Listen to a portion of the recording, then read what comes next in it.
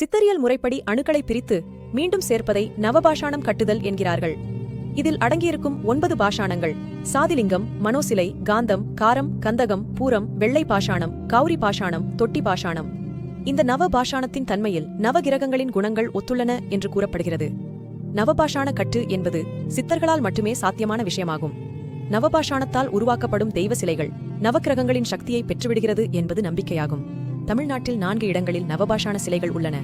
பழனி மலைக்கோவில், கொடைக்கானல் அருகே உள்ள பூம்பாறை, குழந்தை வேலப்பர் கோயில், சிவகங்கை பெருச்சி கோவில் என்ற இடத்தில் உள்ள நவபாஷாண பைரவர், மற்றொன்று தேவிப்பட்டினத்தில் அமைந்துள்ளது. இதில் 2 சிலைகள் போகர் உருவாக்கியவை என்றும் மற்றவை யார் உருவாக்கினர் என்பது தெரியவில்லை என்றும் கூறப்படுகிறது. நவபாஷாணங்களால் உருவான சுவாமி சிலையை வழிபடுபவர்களுக்கு நவக்கிரகங்களால் ஏற்படும் தீங்கு நீங்கும். பழனிமலை தண்டாயுதபாணியை வழிபடுபவர்கள் நவக்கிரகங்களை ஒருங்கே வழிபடுவதாக அர்த்தம் என்று கருதப்படுகிறது. பழனி முருகன் சிலைக்கு அபிஷேகம் செய்த நீரை பருகுவதால் தீராத நோய்களும் கூட தீர்ந்துவிடும் என்று கூறப்படுகிறது.